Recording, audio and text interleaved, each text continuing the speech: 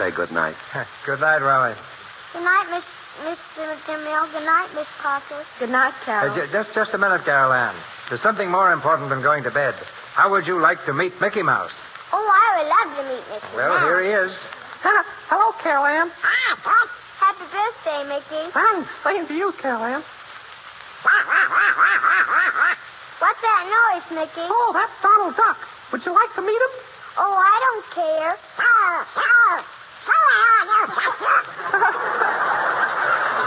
Donald, meet Carol Ann. I guess you've heard all How about would you Donald. like to meet He's Mickey an Mouse? actor. Oh, You I heard would him love just to like meet little Mickey boy Well, Blue. here he is. Oh, I don't care. Hello, Carol Ann.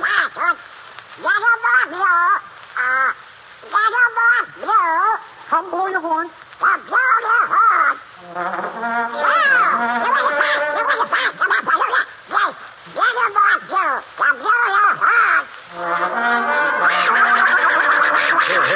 Here, Donald. Don't make so much noise. Control yourself. Come on away here. Good night.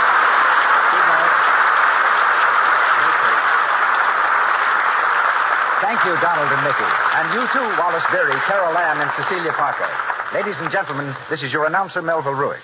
In a moment, Mr. DeMille brings word of next week's program. Tonight's star, Wallace Berry, appeared through courtesy of Metro-Goldwyn-Mayer, Mr. Young and Mr. DeMille, Paramount, and Louis Silvers, 20th Century Fox, where he wrote the musical arrangements for Shirley Temple's latest picture, Dimples. And now, Mr. DeMille. This coming week, the biggest event in baseball commences, the World Series. In observance of this, we bring you next Monday a story that will delight baseball enthusiasts and will equally delight those who think a baseball pitcher is something the water boy carries around. Next week, we give you a splendid comedy with one of the world's greatest comedians when the Lux Radio Theater presents Elma the Great, starring Joe E. Brown with June Travis.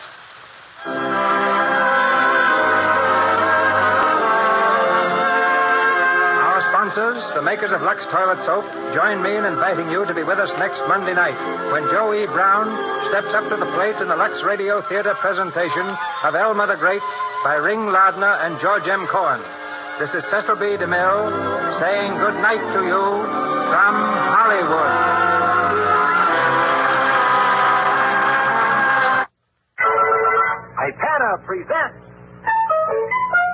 Bucky Beaver's Face Guard.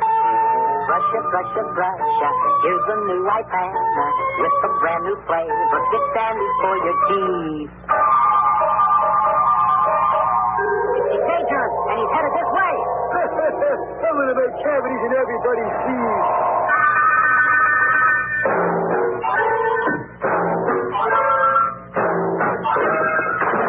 Now, Beaver, I'm going to blast holes in your teeth. Ipana!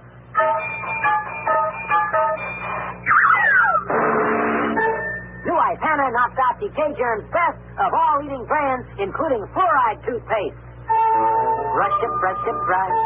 Here's a new Ipana with a brand new flavor. Knocks out decay germs best. Fresh, clean, and minty. You'll like it. New Ipana toothpaste.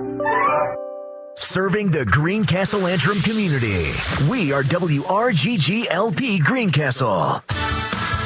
Good evening. Welcome to Around Your Community. I'm your host, Dave Kipp. We chat with a representative of one of several select organizations that provide key community services in the Greencastle area. Welcome and good evening. I'm Dave Kipp with another Around Your Community. As organizations around our community continue on the path to reestablishing their service offerings after the COVID impact in past months, we want to give them the opportunity to let you know what their path of service is and how you can avail yourself to those services under the guidelines in the post-coronavirus world. My guest this evening is Craig Newcomer, Executive Director of Maranatha Ministries Incorporated. Craig, welcome back. Good to have you here. Thanks for having me.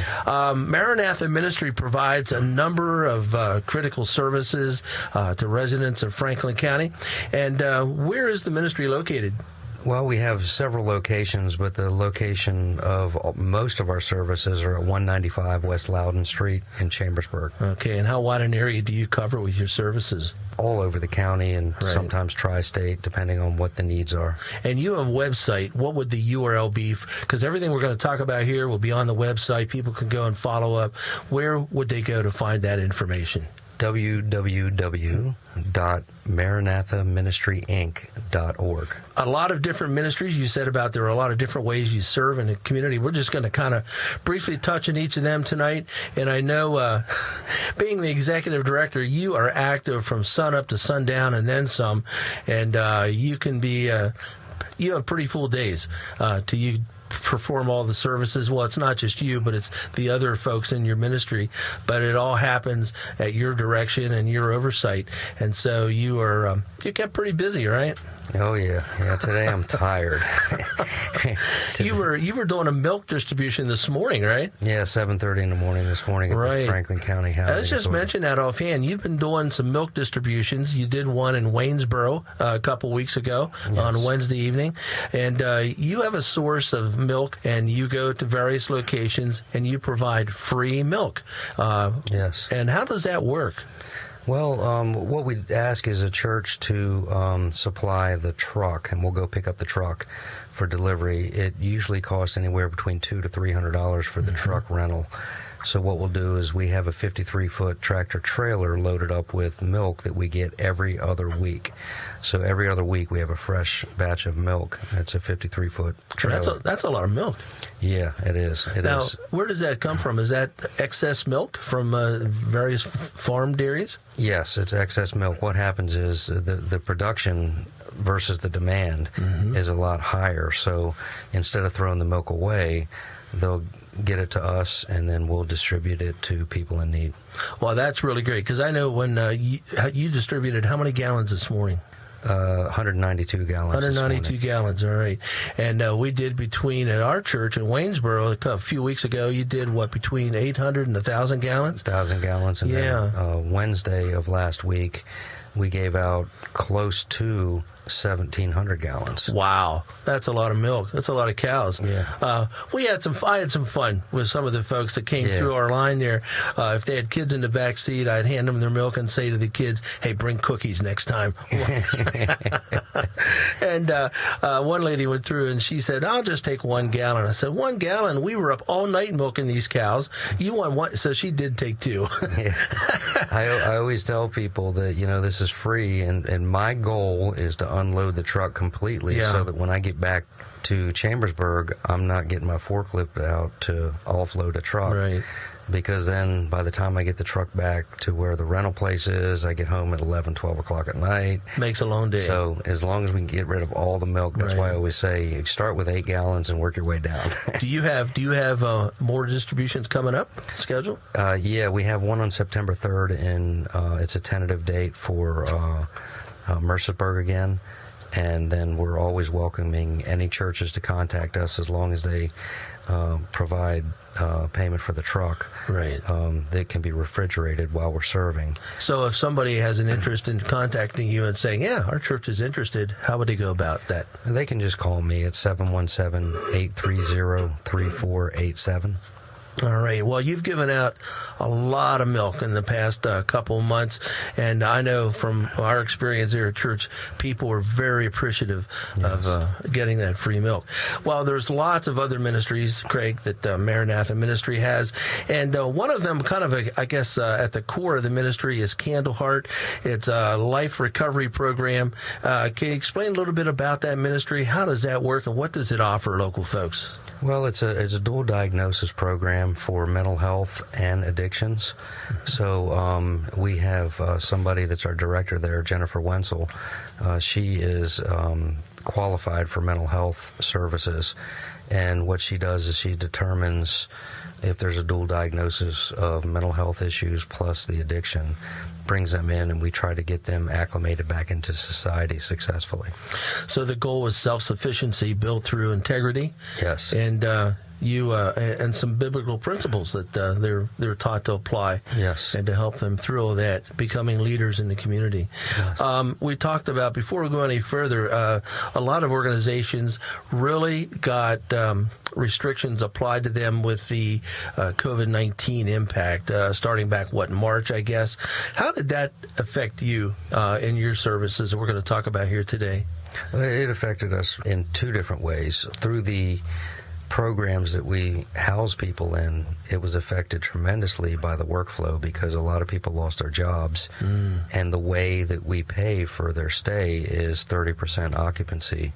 So with people not working, we still had to pay our bills. Right. So we lost that occupancy income to help pay for the administrative costs and things for, electric, mortgage, and things like that. So as folks take advantage of your housing, they pay, they're out, they have jobs, they get income, and they contribute some of that income for their housing that you're providing, and that all just kind of disappeared because the jobs went away. Correct. Yeah, we only charge 30%, and then we use the rest of the money of their income to put aside for savings, so that when they leave the program, they have money in their pocket to move on. Now, Cannon Heart also has rapid rehousing program. Correct. Right? How does that work, and how is that related to what we just talked about?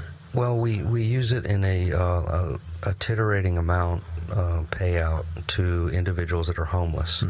So there's a 211 system within our community that people are set up with, and then we can pull them off that community queue of people that are experiencing homelessness, and then we help them with security deposit and first month's rent, and then 75, 50, and 25 until they're completely on their own, paying their own rent. And a lot of these are individuals, I guess, that come into your program and take advantage of your services, right? Correct.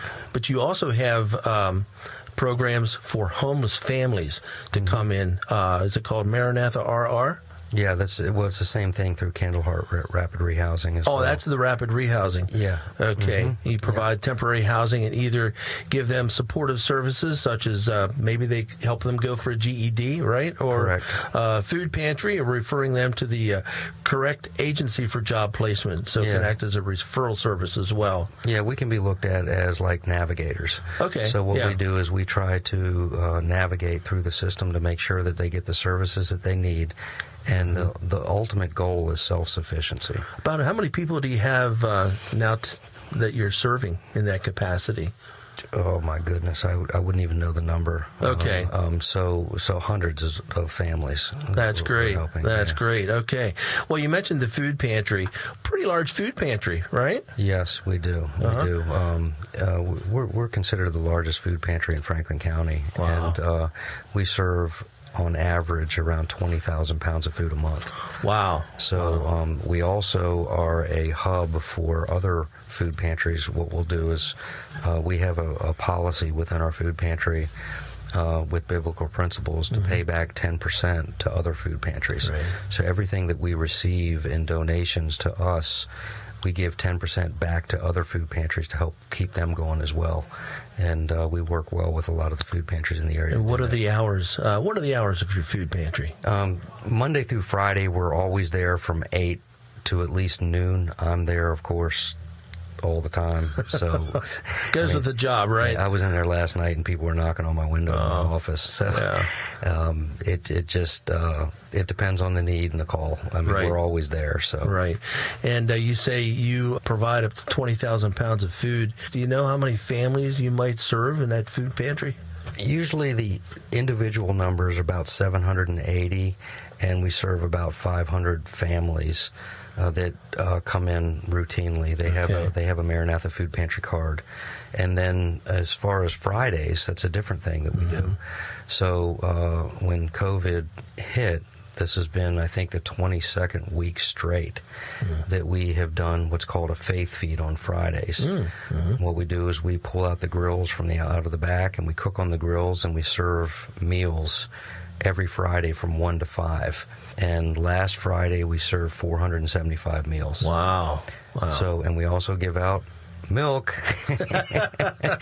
and tomorrow we're giving out Friday we're giving out some produce that we have from some local farmers that have brought some produce in for us. So we bag that up and we give out other things as well. Last week we had Easter in August. So we had Easter baskets, and it was good candy. I think the outcome on the Saturday give out was low because people were thinking, how are they giving out Easter candy? And it's in August. But what people didn't know was we put fresh candy in the Easter baskets. So when the word got out, then people started flocking down, and we were giving out a lot of Easter Word baskets. gets around fast sometimes, doesn't it? Yes. Yeah. Yes. Well, the food pantry you have, it's not kind of the traditional where people come and you give them a box of food, but they have the experience of how do they get their food at your food pantry? Same way you'd go to a grocery store. They pick off the shelf, and there's a limit to what they can get off each shelf depending on the size of the family. But they'll just walk through with a shopping cart and pick off the shelf so that when they take things out of our food pantry, it's something that they're going to use. Well, that's right.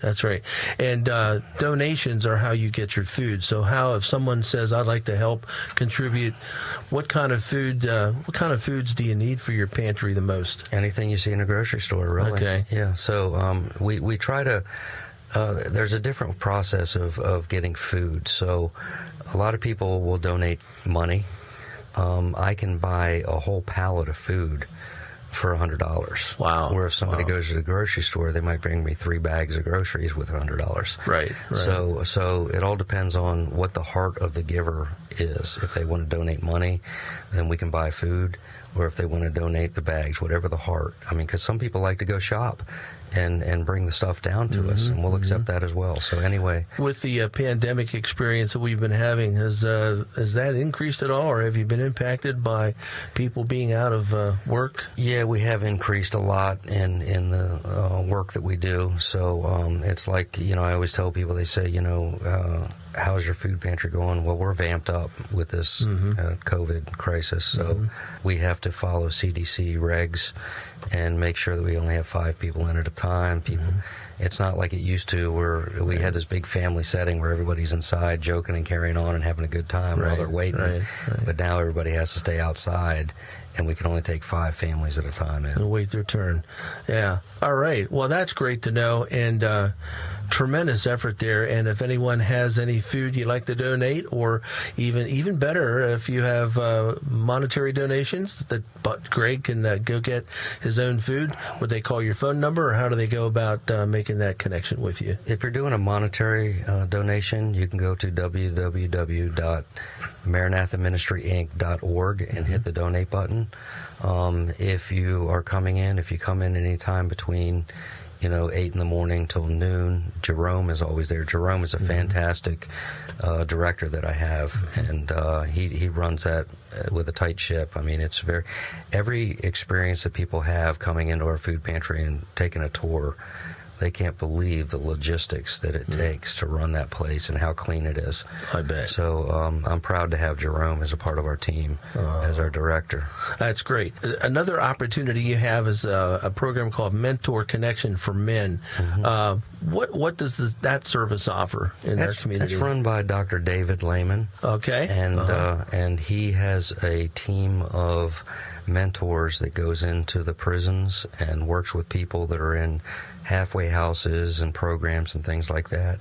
And it's basically a mentorship program for men to teach them how to be good men to their families as a Christian. Do you have a need for men out there to participate in this, or is that pretty well staffed for you through Dr. Lehman and the folks he has with him now? There's always a need for more men to help men. And I guess, again, if you go into the website, there's an opportunity. And I wanted to mention that earlier. The website, each of these ministries has its own connection, its own section, and you can drill down in that ministry as you go through the web page. Correct. And all these opportunities are listed out there. There's another service called Homeless Matters.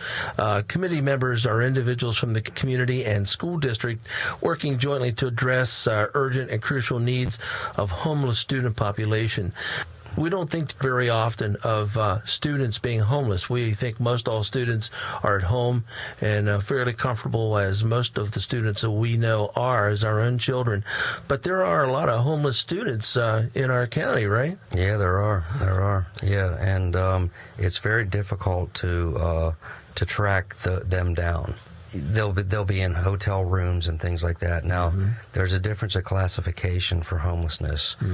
When you're using HUD, which Homeless Matters is not a part of HUD, but you're using HUD, it classifies as somebody literally homeless. Staying in a hotel room isn't literally homeless because they're paying rent to the hotel. Okay. But how would you like your child living in a hotel and going to school? Right. So we can reach out in different ways to those people and I know assist them. There are programs in each school district to reach out. They're required to provide the same educational opportunities as families who are not homeless. And as you mentioned, the challenge, I guess, is identifying who these families are and where they are. Right. And once they participate, do they pretty much continue on in the program and available? You know where they are at that point? Or do they, because they're homeless, do they move around that you lose track? Or how does that work? It depends. I mean, each case is specific to itself. Sometimes if I'm working with some family, then I get a release to put them into what's called an HMIS system, so I can track their movement if they go get services somewhere else, which is nice to do. Sometimes you just got to go old school and just help them as you can. And what kind of things do you provide for those homeless students? Anything that they need. If they need backpacks, if they need school supplies, nice sneakers, clothing, food, anything that somebody might need to make them feel special and feel like they're not homeless. The fact that a lot of schools are not meeting in person, does that make your job tougher, tracking them down if they're not meeting in person? Well, there's other ways that we get notification. I get calls all the time about people that are homeless, and I'll go identify the family and talk to the family, and then if I can identify them as homeless, then we can get them the help that they need. But it is a little more difficult because everybody's online now. So, and if you have a kid that was in school last year and he's not in school this year, that's because he's probably homeless and hasn't had the communication that most families get. Because those homeless people, most of them probably don't have the internet. They don't have those technical opportunities that stable families have with internet in their home. Right, and that's a whole different navigational process. I'm to sure try to it get is. them to get the help that they need. Do you have anyone helping you do these things, track these people? That's a lot of work, I would think. Do you have anyone that helps you with that, or is that why you're tired today? I'm all milked out. But I'll wake up tomorrow getting ready to serve milk. But, there you go. But it's just, I do have some people. My purpose is to get involved at the beginning stages and then navigate and direct. And so as an executive director, that's my role, is to make sure that with all the connections that I have in certain areas, find out the needs of the family and then start navigating them. Well, another ministry that you have, another service you provide, I spoke with Bernadette a number of months ago, and she is heading up the House of Hope. Yes. And that's, a recovery house for addicted females, right? Yes. How's that going? A PAR certified now. Oh, is that right? She got her PAR certification. She mentioned that she was going for that. Yes. That's great. Which will open up a lot of opportunities for her to be able to serve the demographics that she serves. So how many females right now are in that program? Do you know, offhand? I think 5 or 6. She's shooting for 8 to 12. And I was just really taken in talking to her about drug addiction when she was here, how easy and common it is for regular prescriptions to addict people to painkillers. And it's a very common, very prominent way of becoming addicted. In fact, when I asked her, I said, how did you choose to do what you're doing rather than all the other options in life? She has 2 children that were injured, and they were on painkillers for a while, and some of those painkillers, just in a matter of a few days, you can acquire an addiction for it. Yes. And that tugged at her heart, and she's doing a great job there with House of Hope. Yeah, and it's difficult. That side of things is very difficult because the drugs and the drug dealers are always one step ahead of the process. And, some of the drugs that are coming out and things like that to mask the addiction is it's terrible. I mean, it's just an epidemic. Well, there's a lot of need out there in our county, and you cover a big area. And one of the things you also do is you inventory, I guess, the population of the homeless folks in the county, and you have other responsibilities to other externals from Maranatha Ministries. What's at the heart of Maranatha Ministry to do what you do? What drives you? Like today, you were up at 7:00 this morning doing a milk distribution. You were at the food pantry, I think you said, late last night, day after day after day. What drives Maranatha Ministries to do what you do? Serving God. Yeah. Well, a lot of prayers go out, and I guess a lot of churches provide support in various aspects of your ministry. What needs do you have now, today, tomorrow, or coming up, or have you had, what needs do you have that people will need to say, hey, I want to step in and help out? Well, I've often talked to people. Pastors have come to me and said, hey, what's the need? And, there's 156,000 people in Franklin County. Mm-hmm. If we just got a $20 a month donation to help our operational cost, that's the biggest need that we have, because we don't go after a lot of grants. The grants that we get are service-oriented, like the rapid rehousing. Mm-hmm. You might get 4% administrative for that grant to help out the operations, but the rest all goes right to the clients. Mm-hmm. So a lot of people have a misconception of grants. They get all this money for grants, but that money goes right back to serving the people. Mm-hmm. We don't keep any of that money. So operational cost is one of the biggest things. And even if I got 1,000 people to do $20 a month, just think of that. That'd be beautiful that we could keep operating, because we have our electric at the food pantry runs on average around $1,000 a month with all the coolers and walk-in coolers and freezers that we have. So, there's a high cost to keep that running, and then everything else. Then we have the Maranatha Marketplace. That's something where a lot of people could help as well, because we utilize 20% of the sales of everything in Maranatha Marketplace, which is our thrift store, to help fund the operational cost all across the board. And where is that located? That's next to the pantry? That's 301 South Main. Okay, 301 South Main. Yes. All right. Yes. In Chambersburg. In Chambersburg. All yes. right. A lot of this information, like I said, is available on your website. Mm-hmm. And can you repeat that website again for folks, and a phone number if they want to call? www.maranathaministryinc.org. Mm-hmm. And my phone number is 717-830-3487. We're not thinking about this right now, and I'm sure that I believe talking with you before that just certain months this is available. But you have a cold weather drop-in shelter in Chambersburg as well. Of course, 90 degrees weather here of late, and thunderstorms. We're not thinking cold weather, but it does turn cold, and it does become to be a need for people for shelter. Explain how that program works. So we run on an operating budget of about $26,000 a year, and that starts December 1st all the way through till April 1st. And what it is it's a safe place for homeless individuals to come during the cold weather months and have a hot meal at 7 o'clock, have a bed to stay in from 7 o'clock until 8 o'clock in the morning. Opportunities for volunteering is the schedule will be up at the beginning of October. Okay. The old schedules are up, and they're going to be taken down. New schedules will be up. The red open spaces are places that people can either provide meals on the meal schedule and provide volunteer hours on the other side. And then we're also always looking for people to do Bible studies. If they want to do a Bible study, we can open up earlier for people that want to do Bible study, or we can stay open later in the day for people that want to do Bible study.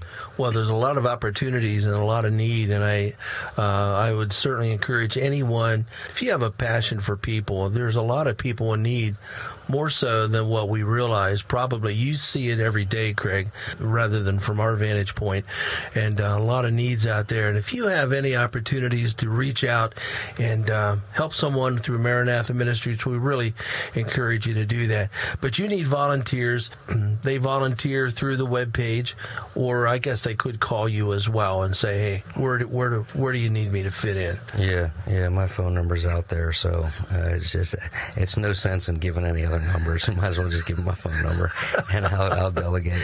I know. Well, Craig, God bless you. You're doing a great job. Anything you'd like to add about Maranatha Ministries we haven't talked about here today?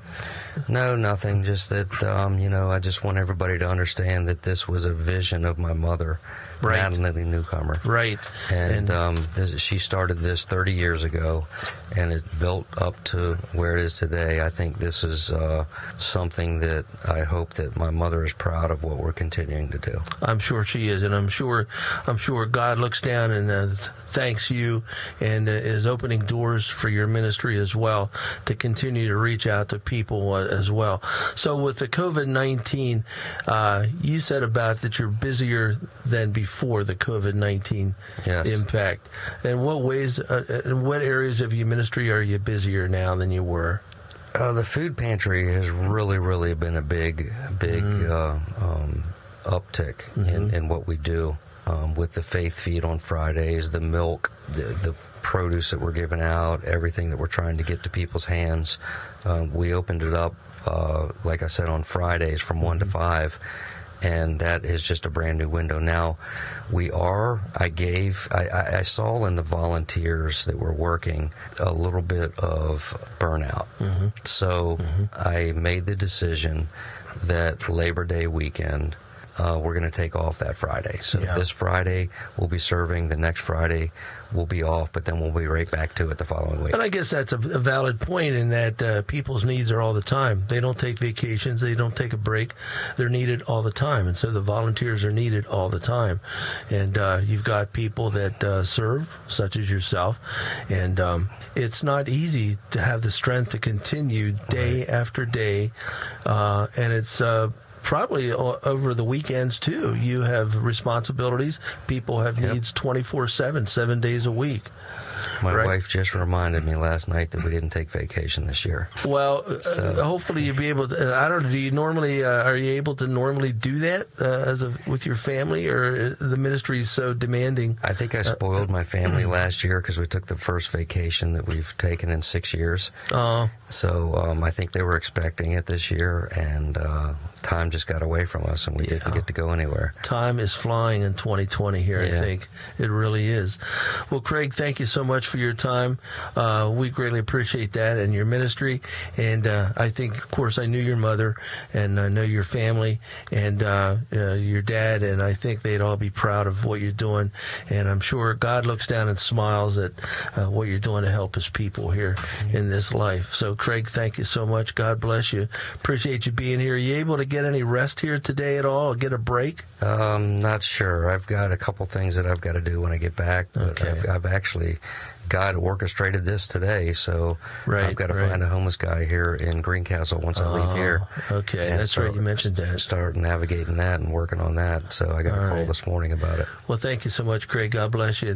Craig Newcomer, Executive Director of Maranatha Ministries, Inc., Franklin County here, and I'm glad to have you here, Craig. We finally got it together. We tried a couple more times previously, and technical difficulties kept us from doing it, but I'm glad you're here. Thank you so much. God bless you. Thanks for having me. My guest tonight, Craig Newcomer. He's Executive Director of Maranatha Ministries here in Chambersburg and Franklin County. We're glad to have him here. I'll be back next Thursday, 7 o'clock, with another Around Your Community here at WRGG 93.7 and on the web, WRGG.org.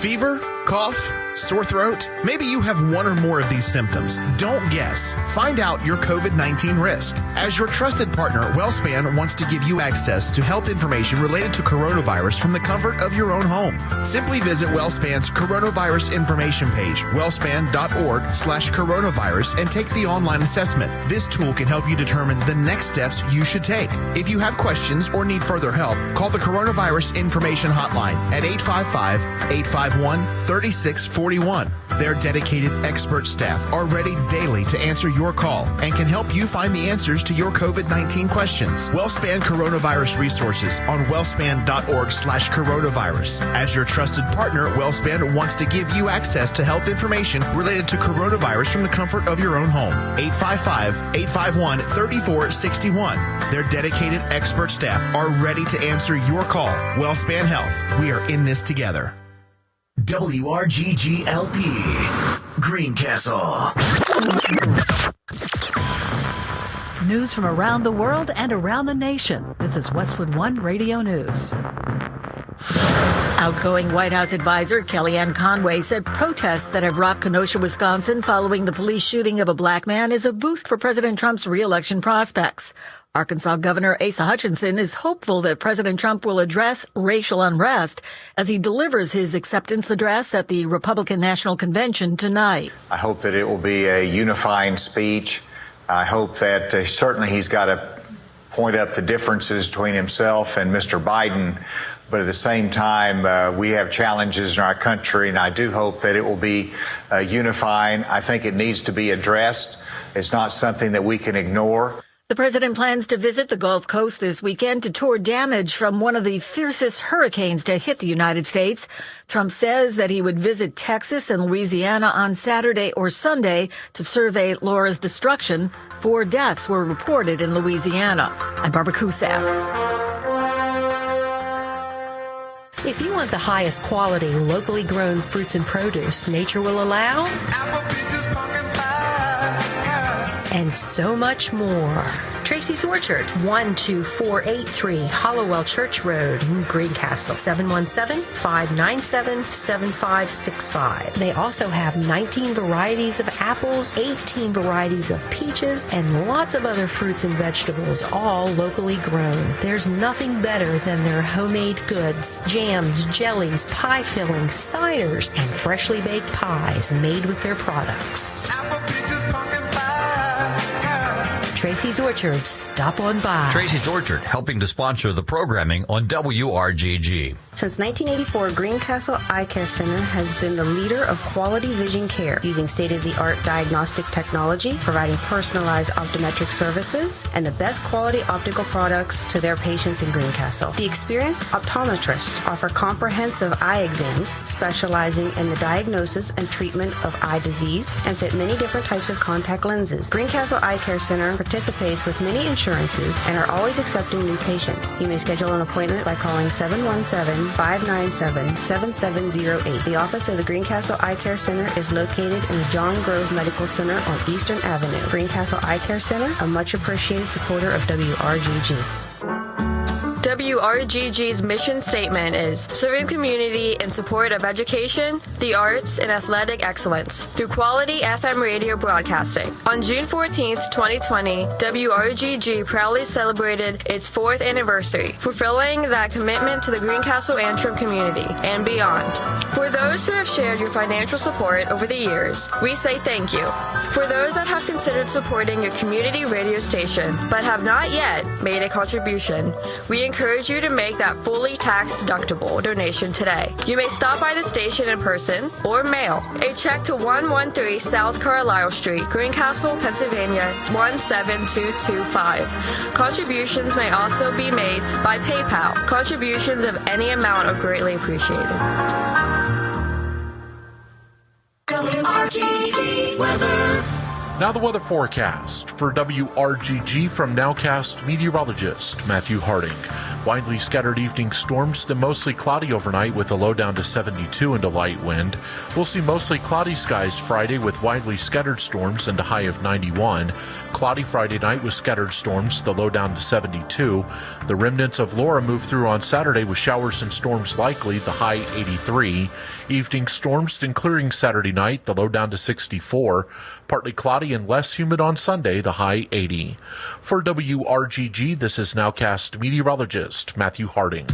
Live from the studios of WRGG 93.7 FM in downtown Greencastle, Mid Penn Broadcasting presents Chalk Talk.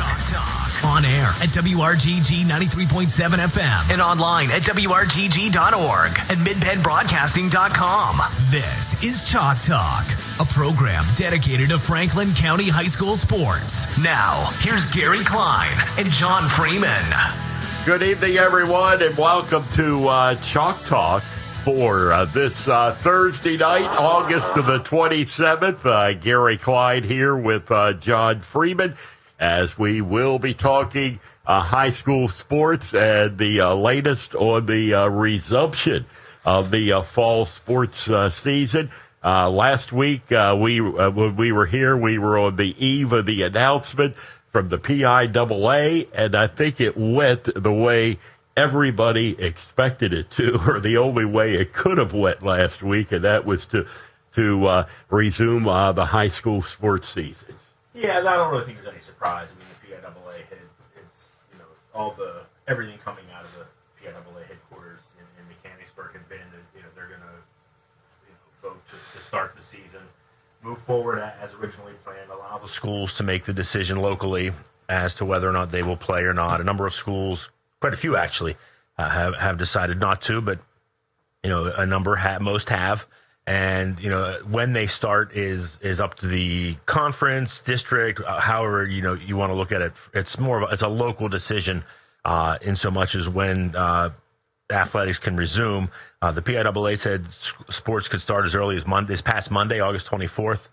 Prior to that, the Mid Penn Conference had come out and stated that they were not going to start things until September 4th. So that would be a week from tomorrow. If my calendar is correct, I don't have one in front of me. Yes, that would be correct, John. Yeah, in my head. Yeah. So the next Friday is. I mean, most teams. I think pretty much every team in every sport is practicing, so to speak, open gyms, however you want to phrase it. Unofficial, official practices, things like that. But it kicks off officially next Friday. As far as football is concerned, they'll have their heat acclimatization, which, I'm not sure how hot it's going to be in September, but, you have to do that. Then a week in pads, a scrimmage, and then they'll kick the football season off on September 25th, I believe. It will be 3 weeks from next Friday. Yes, September 25th, a Saturday, September the 25th. And from my understanding, it's going to be running through that first week in November. Which means if you play that full schedule starting September 25th, it'll be 7 games. And it's league games, and one from the previous, the week of September 18th, that's going to be made up on that first Friday in November. Yeah, it gets a little tricky. I thought I saw somewhere where teams that don't qualify for the postseason can play as late as November 14th. If they can find opponents. I heard up until Thanksgiving. Okay, I'm not sure. I just heard November 14th because that's when the district playoffs would wrap up. Yeah. Earlier this week, I think it was Monday, District 3 got together and finalized their postseason their postseason the changes they're making to the postseason. In football, this had been announced earlier in the month, but it became official on Monday. Basically, what's going to happen is you're going to have the playoffs. The number of teams qualifying for the postseason will be cut in half. In football, you will have 4 qualifiers in the Class 3A, 4A, 5A, and 6A groups. Class Single A and Double A will have 2 qualifiers. In that Single A and Double A, there will be a championship game between the 2 qualifiers on either Friday, October 30th or Saturday, October 31st. As far as the 3A, 4A, 5A, and 6A, that'll have the 4 qualifiers. The 3A and 6A semifinals are scheduled to be played Friday, October 30th or Saturday, the 31st of October, and championship games will be played the following weekend. Classes 4A and 5A will play their semifinals on November 6th or 7th, and the championship game will be played the following week. So that's pretty much how the postseason is going to be lined up. Again, as we understand it, teams that are not qualified for the postseason can continue to play those first couple of weeks, or when the playoffs are taking place, as long as they can find an opponent. So hopefully they won't get 10 games in, but they'll get somewhere maybe 8, maybe 9, possibly. Yeah, so. If they do that, it would be 8 or 9. Now there is the tricky part, John. Those dates you read conflict with the regular season. So if you're playing one of the teams qualifying for the playoffs, you're going to lose a game or find a replacement. So the playoffs actually begin before the scheduled end of the regular season. Because the regular season would end either the 6th or 7th of November, which would be right in the middle of the playoffs. And if you get schools like in the Mid Penn Commonwealth, has State College, have you seen anything about State College decision, John? I haven't heard anything one way or the other. Okay. I'm not saying they haven't made a decision. I just haven't seen it. The original one was that they weren't going to travel out of their district. And I think Mike Montadoro said, I believe it was Mike, that told us they were voting sometime later this month on whether to play or not. It brings up an interesting point. If you're a team in the Commonwealth Division, and depending where Harrisburg State College may be on your schedule, you could have 3 games prior to the playoffs. That's true. Yeah, with the way the schedule's laid out. You only have a month and you lose 2 games. And I had read, that Central Dauphin could be in that position. But do you get a playoff team based on 3 games? I guess in 2020, it's probably possible. I didn't see anything. I was looking through the District 3 website and the criteria they have. I don't see anything here in football that says how many a minimum number of games. I mean, that may have been in the final proposal, but doing it here, it says as qualifiers in each class will be determined by the power rankings, which they've always been. Yeah. But again, I don't see anything in this. Again, this came straight from the District 3 website. I don't see anything that says a minimum number of games having to be played in order to qualify for the postseason. So wherever you are in those power rankings, obviously is where it will be, and I guess in a year where we're fighting, just to have a season, maybe the playoffs. The playoffs are always important, but the focus for now, I think, is getting in the season and worry about the playoffs later on. I mean, that's the key, keeping everybody safe and virus free, and working our way through the regular season. I saw a college football game that was scheduled for September 5th. It was Louisiana Monroe, and I forget the other team that was playing, but that game was pushed back to December 5th because Louisiana Monroe had multiple positive COVID-19 tests on their football team. So, it's one of the big arguments, leading into this was, this disease, this virus doesn't really impact young people.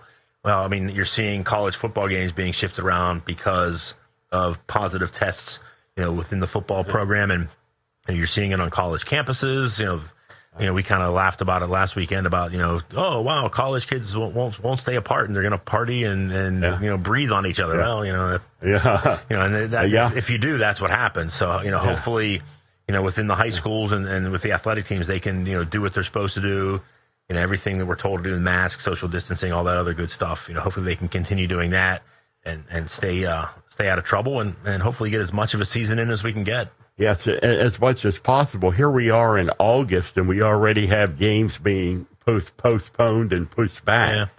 And tomorrow was supposed to be the first night of the football season. Yes, it was. It was it was supposed to be the opening week. We should be sitting here tonight talking about the first game of the football season. Greencastle was to be at Chambersburg. The entire county was going to open up here tomorrow night. And, wow. I just can't imagine where we are, John, with this. It's just... it's a day-by-day thing. We just kind of play it by ear and keep your fingers crossed and hope for the best, Yep. Like I said, we've seen a number of schools, decline, playing sports in the fall. Primarily, it looks to be mostly in the Philadelphia area. District 1, District 12, you're seeing a lot of those schools, those conferences pulling out of the fall sports, maybe try and do something in the spring or cancel altogether. I'm not sure.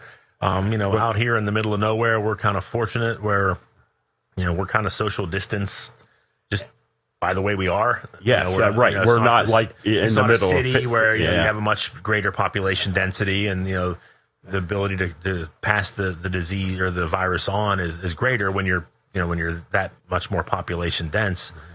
Hopefully we can get through the next couple of months. Yeah. Well, the one thing the PIAA did clear up last week was they gave the go-ahead for schools that did have to cancel fall sports that they could play them in the spring.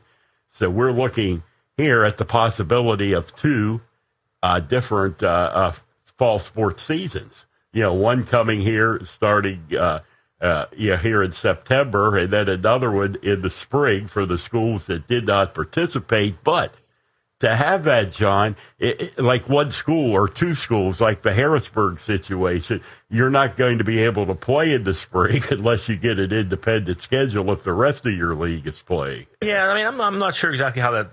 I mean, if your entire conference is decided to move, postpone the fall, move to the spring, I guess you can do it that way. But for example, if a handful of schools around here decide to do the spring option.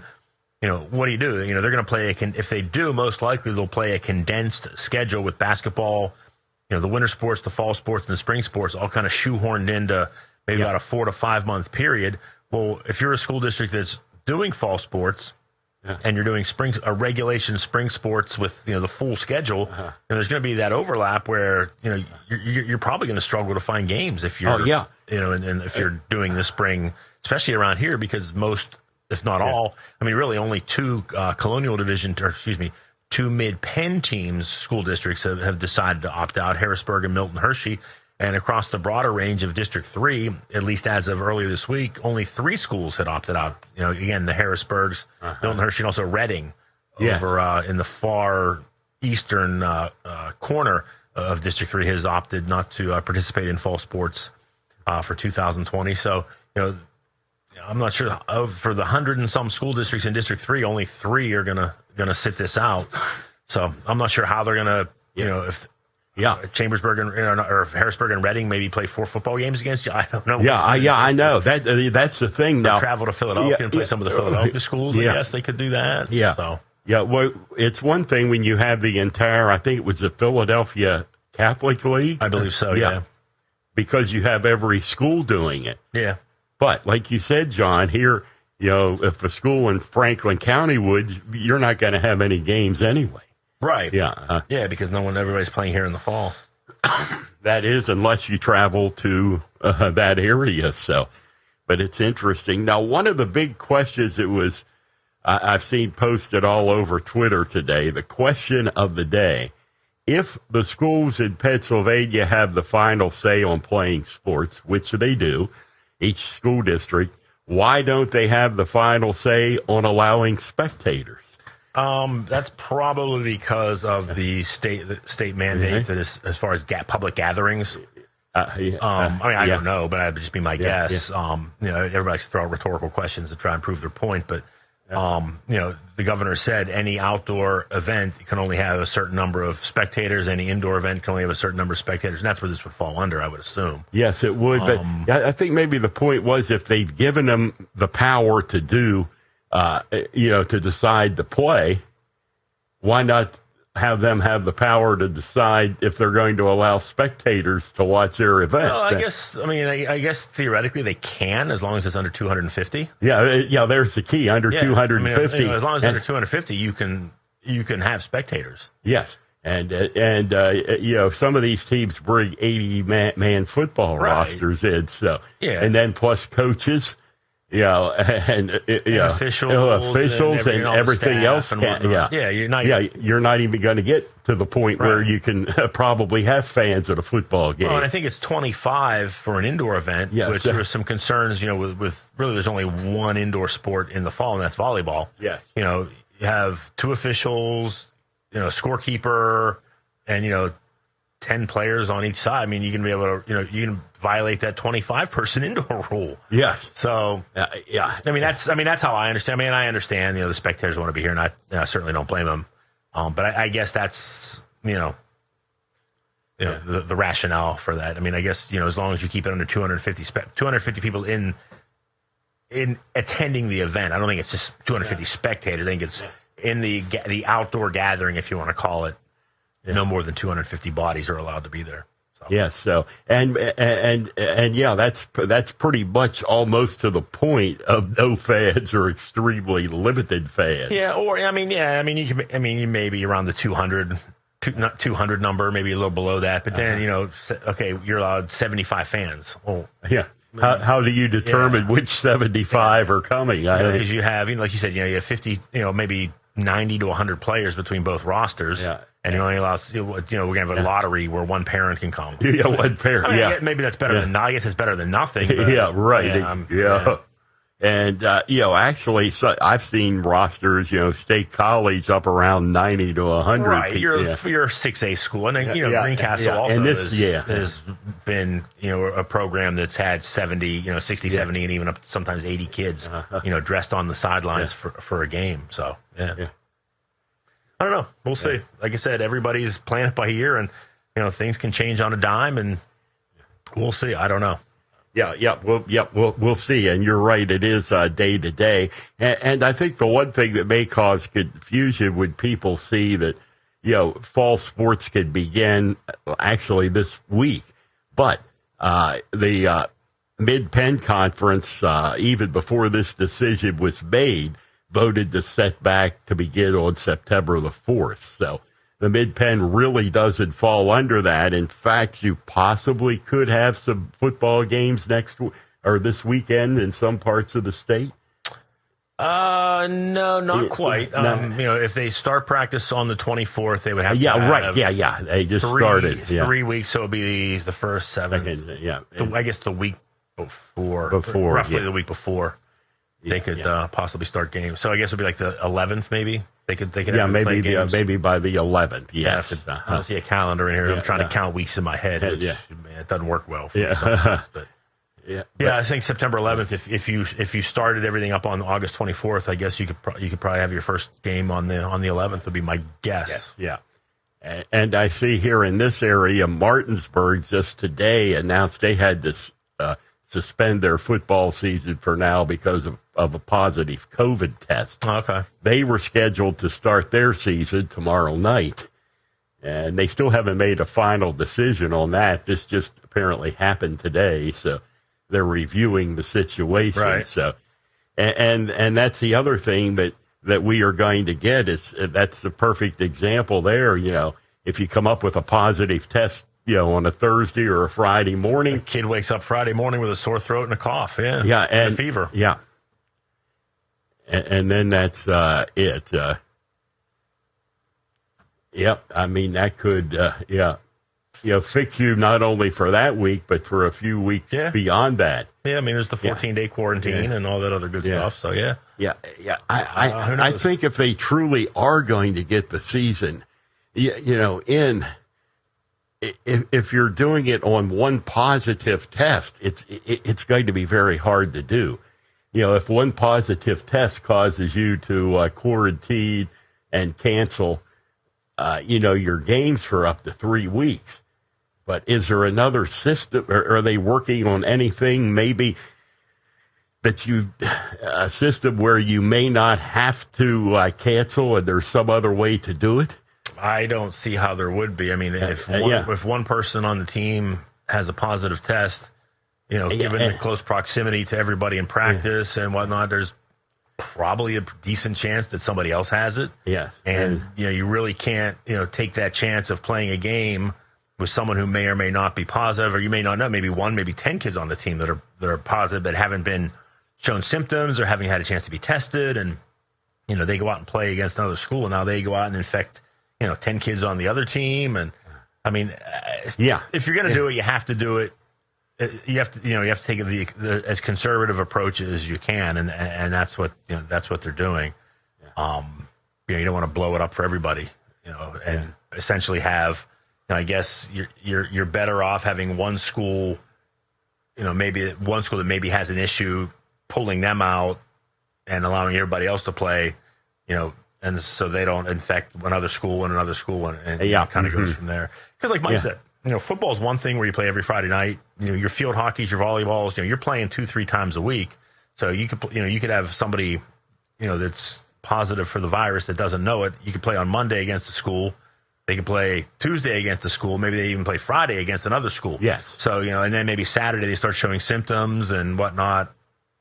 So, I mean, that's where you run into problems. So that's why as soon as one person, is positive, that's why you shut everything down. Yeah, you shut it down, and that in football, well, and other sports too, it could affect a big chunk of your season. Oh, absolutely. Yeah, I mean, when you're playing a condensed season as it is already, 2 weeks is we all say, no matter what, whether it's fall, winter, spring, the high school sports season just flies by and is not real. It's not that long. Yeah, right. I mean, 2 weeks is a pretty nice chunk of it. Yes, it is. Especially with football, that's at least a quarter of the season, maybe more. Yeah, yes. And here Depending we are. on how many games you can get scheduled. You think it flies by now? Wait till this year. Yeah. When we have teams playing 6-7 games or less. Yeah. Yeah. I mean, if your first game is September 25th, and the playoffs for some schools will start October 20 something. Yeah, the last October 30th. week.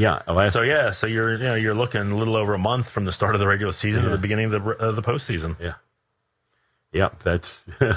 Yeah, a very, very short, compact schedule. Yeah. And it is. And really, it's not much over a month. Well, it will be as we run into November. If it ends the first week in November, Right. It's not much more than a month long. Yeah. It's so it's indeed going to be very interesting. Now, I know a lot of school. Greencastle went back to school this week. They started back Monday. I believe today was the first day where high school students actually attended in person. I think Monday, Tuesday was online for the high school, and then Wednesday I think everybody was off, and then today was the first day where the students were actually back in classrooms at the high school, and I think they do that again tomorrow, and that's just kind of the rotation. Monday, Tuesday online, Wednesday everybody's out, and that's where the disinfecting takes place, and also over the weekends. They do all the cleaning and disinfecting, and I don't know. It's been just everything has just been these past, going back to the middle of March when all this kind of broke free. It's just, I don't know. It's tiring. Yes, it is. It's tiring, and you hope there's an end in sight. You keep looking. Good God, there's got to be. Don't you? I mean, this is. It might be the end of me. I don't know. Yeah, right. Exactly. It's. I don't know what's going to come first. Which comes first? I've thought about that too, John. My good. Yeah. You started this out with 14 days to slow the spreads, and here we are, 5 months, March, April, May, 5 months later, 5.5 months later, and it. And I mean, when it came down, it just came so quickly. In March, it was like dominoes just started to fall right down the line. Well, from the sports world, you had the two positive tests in the NBA, and the NBA immediately shut everything down, and then everybody just kind of immediately followed suit. You had literally, it was right in the middle of championship week in college, men's college basketball, and you literally had teams being pulled off the floor, getting ready to play in playoff games, being told, we're done. You're not playing. Go back to your, go back to your hotel and whatever. And I think it was a Big East game that they started it, and in the middle of the game they decided this is it. We're pulling the plug after this game, so they got to finish their game, and then they walked off the floor, and that was it. Yes, that was it. Major League Baseball, ended spring training. The NHL ended their their season, and football was involved in spring off-season stuff, and that ended, and I don't know. It's let's tired. I know. It's absolutely. I mean, you don't know what's coming from one day to the next here. And then the more you talk about it, the more depressed you get. Yeah, the more. Yeah, exactly. And it's everywhere, though, John. We can't get away from it. That's true. I would a zillion times rather be sitting here talking about opening night of the high school football season than sitting here talking this. We should be rattling off our season win predictions for the 5 or the 4 county schools five schools that would be incredibly wrong. Yeah, right. It would be. But at least we'd be talking football, and Geez, I don't know how we can even make predictions this year on the number of wins. Yeah, I mean, we can throw a number out there. Yeah, I guess right. it's contingent upon how many games they play, I guess. Maybe just a win percentage. Win percentage. We'll get through. I think they'll win 33.3% of their games. Yeah. Whether it's 1-3, 2-6, or 3-9. I think that, 1 and 2, 2 and 4, or 3 and 6. I think they're going to win, somewhere along those lines. Yeah. Yes, it would almost have to be that way. Yeah. So whether it's 3 games or 6 games. So, hey, we are going to take a break here, and we'll be back with more of Chalk Talk at 93.7 FM WRGG. We are GA. We are WRGG LP Greencastle. News from around the world and around the nation. This is Westwood One Radio News. RNC winds down Gulf Coast recovery. I'm Barbara Cusack. About 1,500 supporters are expected to turn out on the White House South Lawn tonight to hear President Trump's acceptance speech at the Republican National Convention. More from correspondent Caitlin Collins. Using a law and order message, President Trump will make his case for a second term tonight with the unrest in Wisconsin as his backdrop. The vandalism and the looting is ridiculous to allow this to happen. But while he and Vice President Mike Pence have condemned the violence in Kenosha, they've yet to address what led to it. The police shooting of another black man. Earlier today, President Trump refused to answer questions about Jacob Blake. Outgoing advisor Kellyanne Conway suggested the situation in Wisconsin only helps Trump. The more chaos and anarchy and vandalism and violence reigns, the better it is for the very clear choice on who's best on public safety. House Speaker Nancy Pelosi suggested Democratic presidential nominee Joe Biden should not legitimize the incumbent president by taking part in debates, but Biden feels otherwise. I'm used to dealing with bullies. I understand how they work, and I'm going to go by the rules of the debate commission, play by the rules, and we're going to have a debate. Correspondent Clayton Neville reports recovery is underway along parts of the Texas-Louisiana Gulf Coast hit by Hurricane Laura. Lake Charles, Louisiana took the brunt of the storm with demolished structures and blown out windows. In Texas, which too was in the path of the storm, Governor Greg Abbott says damage was primarily limited to downed trees. We dodged a bullet. The governor now pledging assistance to the hardest hit areas. Texas and Texans stand ready to help our neighbors over in Louisiana. This while remnants of the storm continue to track to the northeast. Several Midwest states reported record one-day increases in the number of new coronavirus cases today. The spikes come as nationwide deaths from COVID-19 topped 180,000. Officials brace for the possibility of another surge with school openings. I'm Barbara Cusack. WRGG appreciates the support of Topahakan Mountain Spring Water and Mountainside Premium Coffee, located at 301 South Antrim Way in Greencastle. For convenient delivery to your home, office, or place of business, call Topahakan Mountain Spring Water at 261-5955, 261-5955. Another local business supporting the programming of WRGG. Tastes so delicious, wholesome and fresh. Topahakan Spring Water, naturally. You might know the name Lecron. For more than 10 years, Lecron's Comfort Solutions has been taking care of the heating and cooling needs for residents throughout Greencastle, Mercersburg, Waynesboro, and Chambersburg. Their professional, uniformed HVAC technicians arrive on time and treat you and your home with respect. You may arrange for a free estimate by visiting lcomfortsolutions.com. Lecron's Comfort Solutions, local name, professional work. WRGG 93.7 is your not-for-profit community radio station. Radio personalities are volunteers. However, there are still expenses to run the radio station. When making donations, in honor of, in memory of, or congratulations gifts, please consider WRGG in your community giving. You can mail or hand deliver your donation to WRGG at 113 South Carlisle Street, Greencastle, PA. Thank you for your listenership and support. WRGG weather.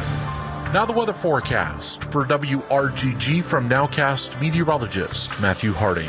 Widely scattered evening storms to mostly cloudy overnight with a low down to 72 and a light wind. We'll see mostly cloudy skies Friday with widely scattered storms and a high of 91.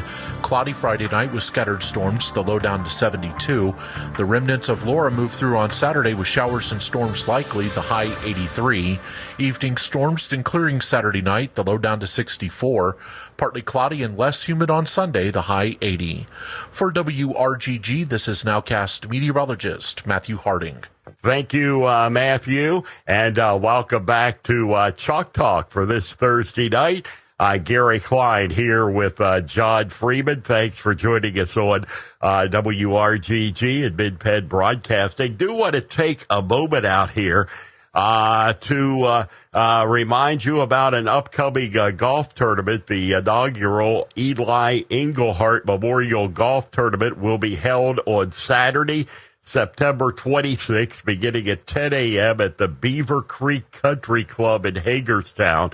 All proceeds will benefit the Johns Hopkins Children's Center. At this tournament celebrates the life of Eli Engelhart, who passed away this past March after a courageous battle with cancer. Teams of 4 are welcome. An entry fee of $100 per person includes the golf contest, food and drink, door prizes, raffles, and a post-tournament concert by Staff Infection. For more information, contact Jerry Engelhart at JRESHE at Comcast.net. And remember, that is coming up on Saturday, September the 26th. Yeah, very nice. That's a great golf course and a great cause. Yeah, and you can contact Jerry there for the information and to register.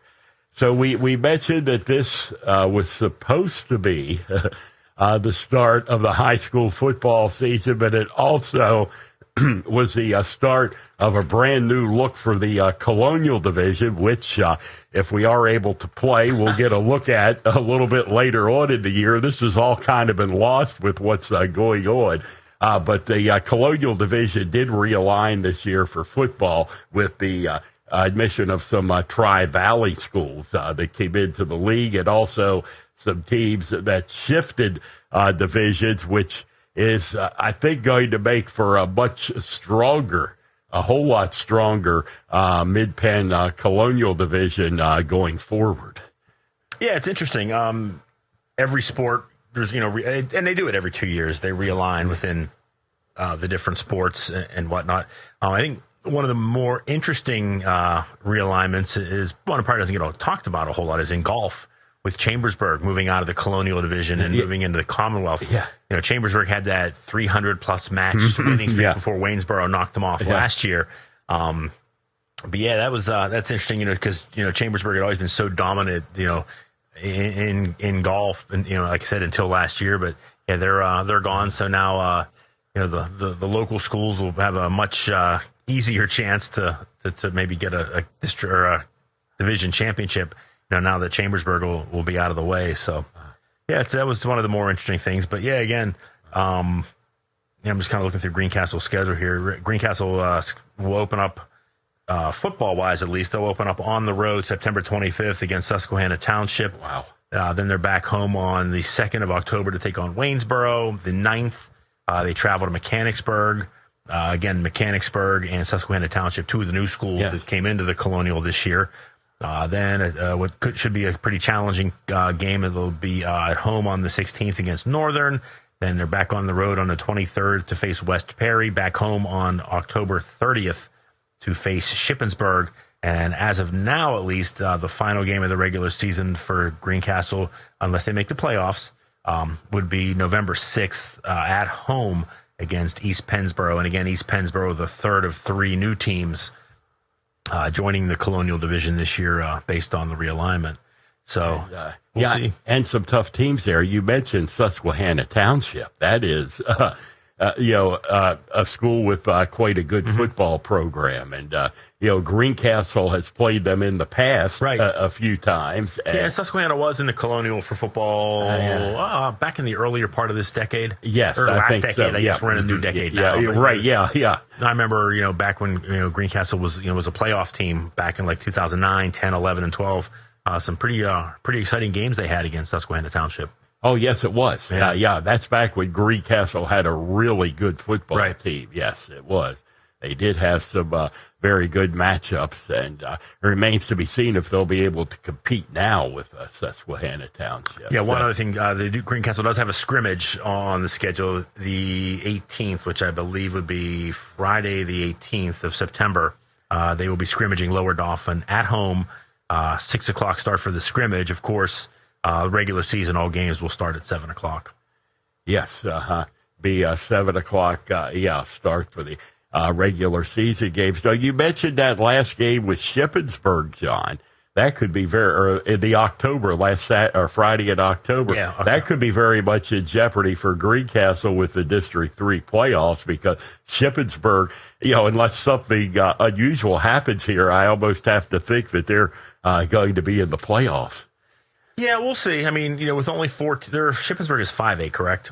Yes, 5A. With only 4 teams qualifying, I mean, there certainly will be in the running. Yes, they'll be in the running, but you're right. There's a lot less teams. In the past when, 6, 8, and 10 schools are qualifying, you definitely would say Shippensburg, without a doubt, will be in the postseason. It's going to be tough. It's going to be tougher. They're going to have to win all their games, and you'll probably see some situations where teams go undefeated and maybe don't make the postseason. Yeah, well, it would be I would think it would be highly possible with a short schedule here. Mm-hmm. Yes, because you're talking just 4 teams out of the entire 5A. And I'd have to go look and see how many schools there are in the 5A classification, but I want to say it's probably 20 plus. 20 plus, yes. Yeah, let me see if I can pull that up and maybe get that information before we get out of here tonight. But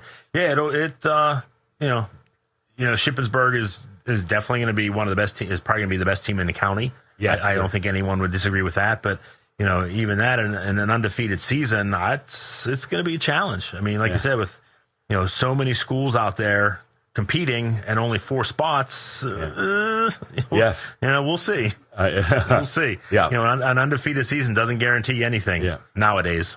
Yeah, not in 2020. Yeah. I'm trying to find power rankings from last year to get an idea of. I mean, I know they realigned this year, so the exact number might not be the same, but it will be close. Yeah. We'll find. Oh, here we go. Power rankings. In 5A last year, there were 17 schools. No, I take that back. 28 schools.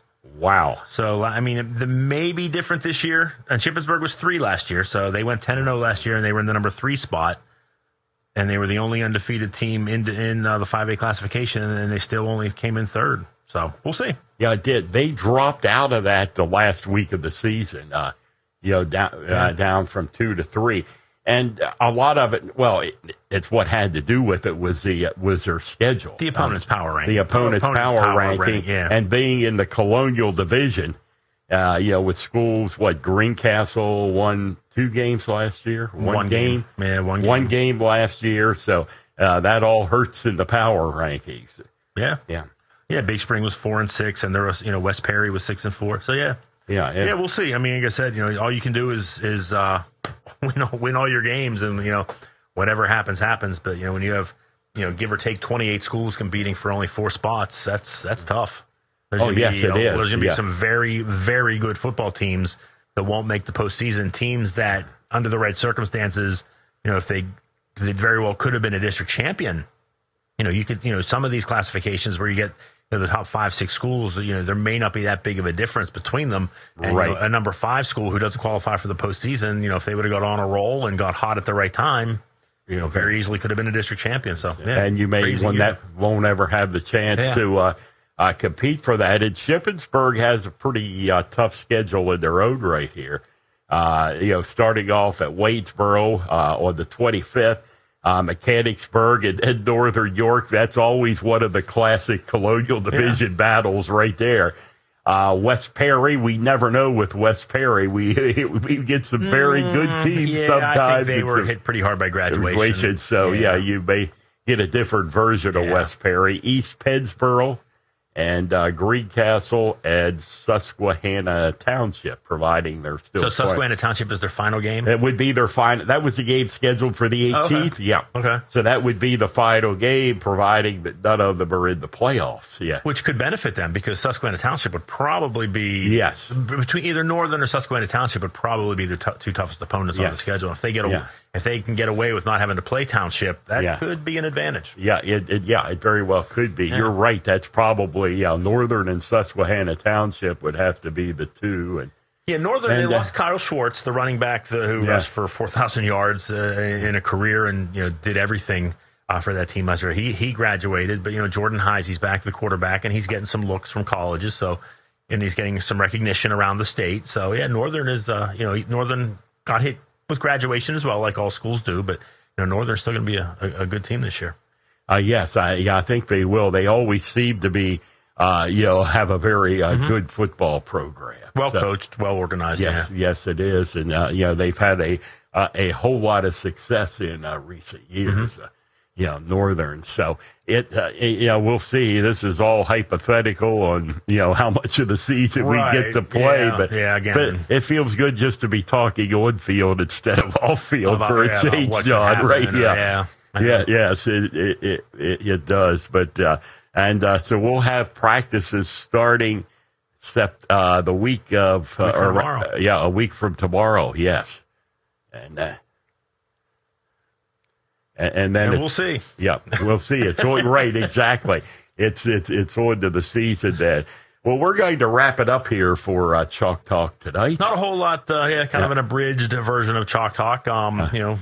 Until something happens, then we'll be back with the full 90 minutes. But just wanted to bring an update on what's going on. Again, we know things are going to start a week from tomorrow. We know they're going to try and play seasons, and District 3 again on Monday announced the official postseason, which again is going to be a challenge for a lot of schools because the restricted number of teams that'll be eligible for the postseason. But again, we'll just go from there and see what happens. And we will be back here next Thursday night, 7:30, for another edition of Chalk Talk on 93.7 FM WRGG.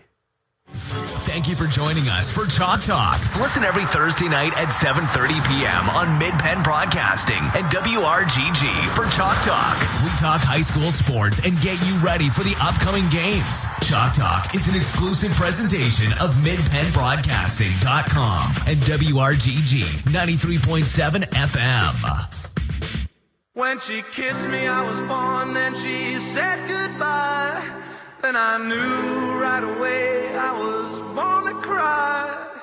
Now I'm happy and the joke's on her, 'cause I found that place for lovers who wander,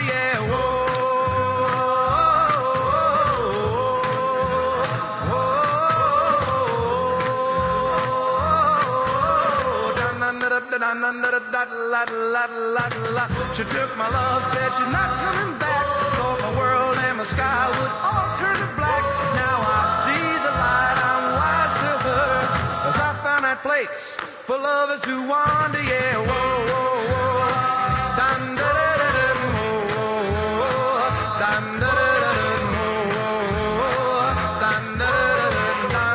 dun, da, da, da, da, I walk around thinking about her. Never thought I could live without her. She broke my heart, I really showed it. Look at me now, you never know it. Now my story can be told with a smiling face. I'm the luckiest guy in a human race. All my loving dreams are gone for her, 'cause I found that place for lovers who wander, yeah, she took my love, you see. She doesn't bother me. Yeah, I found that place to be. Yeah, I walk around, I'm thinking about her. I never thought I could live without her. She broke my heart, I really showed it. Look at me now, you never know it now. My story can be told with a smiling face. I'm the luckiest guy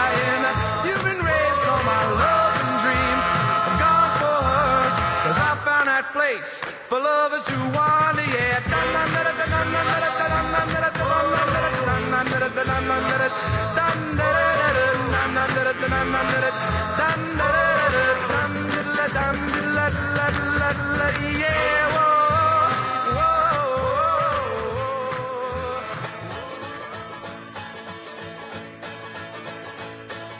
Speak to the sky whenever things go wrong, and you'll know you're not talking to the air, and the world will look better from up there. Speak to the sky, 'cause things can get you down, and you'll know when you're talking to the Lord, the world will look better than before. And if I stumble and it seems that I am blind, or if the road I'm on seems awful hard to find, and though my conversation doesn't always rhyme, I always try to find some time to speak to the sky and tell you how I feel. And you know, sometimes what I say ain't right. It's alright, 'cause I speak to the sky every night.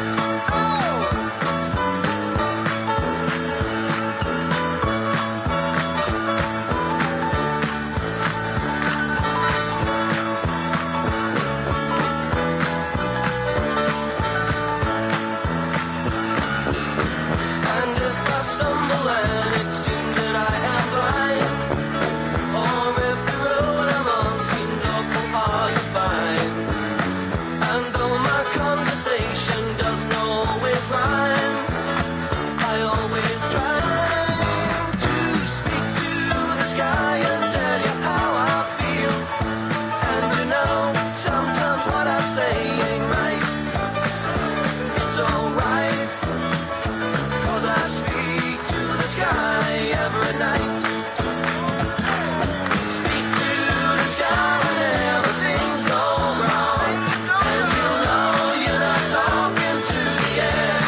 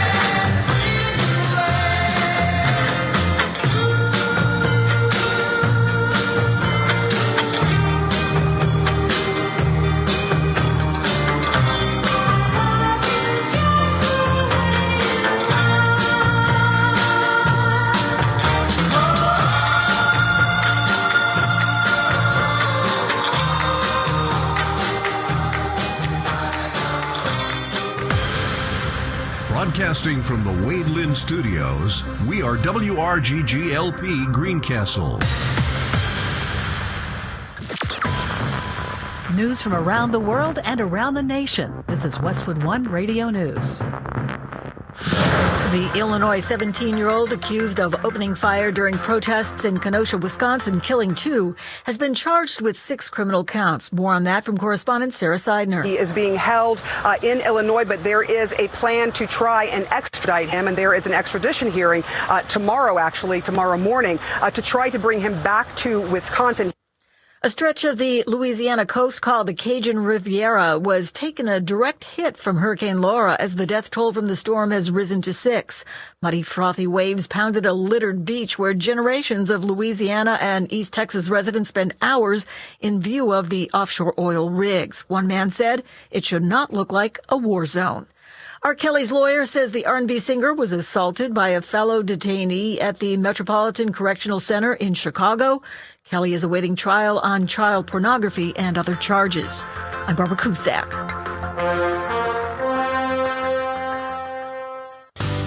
If your carpeting is looking a little iffy, T&B Cleaning can make it spiffy. Having out-of-town guests coming to visit, giving the place a deep cleaning, moving to a new home, T&B Cleaning can give that carpeting a clean, fresh look. T&B is your hometown carpet cleaner. A locally owned family business, T&B Cleaning provides friendly, professional service at reasonable prices. You may call Bob Fields at 717-729-2974. That's 717-729-2974. T&B Cleaning will make those floors look new again. Hey, I gotta go grab some chlorine tabs for the pool. Just go pick them up at Lumber Direct. They have a nice selection of pool chemicals. Lumber Direct, the hardware store? Yeah, they are more than just hardware and lumber. Jeez, I had no idea. What else do they have? They have an entire armory, shotguns, handguns, and ammo. You're kidding me. Nope, they also sell Pennsylvania hunting and fishing license, boat launch permits, and fishing supplies, including live bait. And oh yes, performance coolers. Performance coolers? You mean the ones like in the Buy Me a Boat song? Well, I guess I better get down to Lumber Direct. Lumber Direct, 10 Eastwater Avenue, Greencastle, PA. Lumber Direct, a proud sponsor of the programming of WRGG. Set the dial on the Wayback Machine. Crank up your radio. It's rock and roll in the rearview mirror. Tune in next week when we take a look back at this week in rock and roll history. This week in rock and roll history. Saturdays at 2 p.m. and again at midnight on Greencastle Antrum's 93.7 WRGG. WRGG weather. Now the weather forecast for WRGG from Nowcast meteorologist Matthew Harding. Widely scattered evening storms, then mostly cloudy overnight with a low down to 72 and a light wind. We'll see mostly cloudy skies Friday with widely scattered storms and a high of 91. Cloudy Friday night with scattered storms, the low down to 72. The remnants of Laura move through on Saturday with showers and storms likely, the high 83. Evening storms, then clearing Saturday night, the low down to 64. Partly cloudy and less humid on Sunday, the high 80. For WRGG, this is Nowcast meteorologist Matthew Harding. Once I had a pretty girl, her name it doesn't matter. She went away with another guy, now he won't even look at her. Hats off to Larry, he broke your heart, just like you broke mine when you said we was part. He told you lies, now it's your turn to cry, cry, cry. Now that Larry said goodbye to you, I know this may sound strange, I want you back, I think you'll change, but there's